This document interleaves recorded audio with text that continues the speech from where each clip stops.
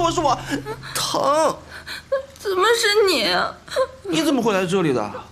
哎，谢婉瑜，你可千万不能哭啊！这个地方是我找人算过的，这风水是1等1的好。你要是哭了，我姐夫要怎么求婚啊？啊，别哭。你怎么湿成这样？那碗米虾那么大，有什么稀奇？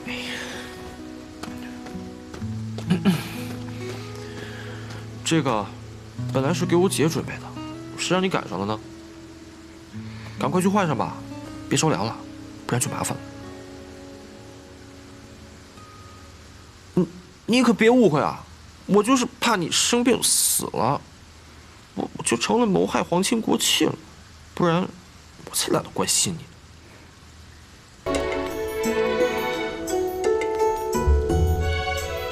好看吗？好啊，就还凑合，还行。谢谢你。我看这雨快停了吧？要不你先去后面里睡下，雨停了我叫你。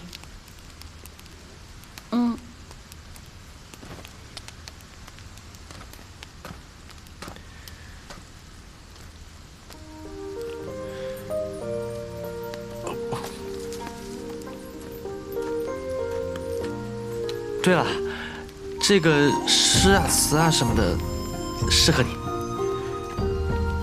还有这个花是安神助眠的，放这儿了。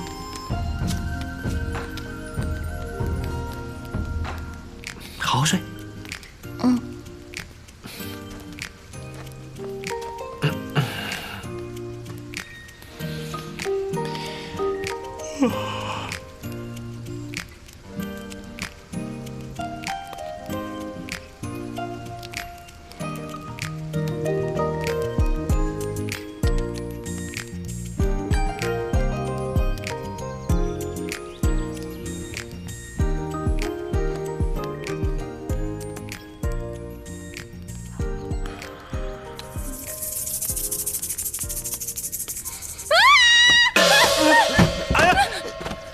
怎么了？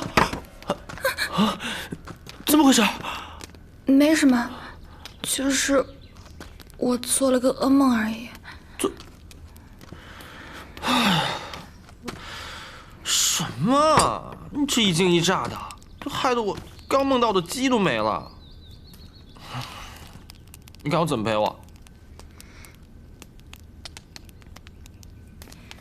那我拿这个陪你。万串？你给我个万串干什么？我又不能拿这个跟你换葱油鸡。可以呀。你说什么？啊，没什么。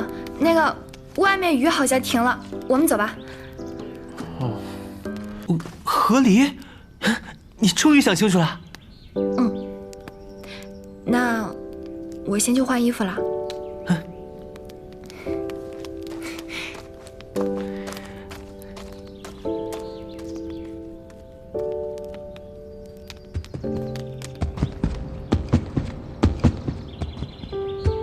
班恒，我想了一夜，人这一生不是为旁人而活，我要为自己而活，做一个像班花一样掌握自己命运的女子。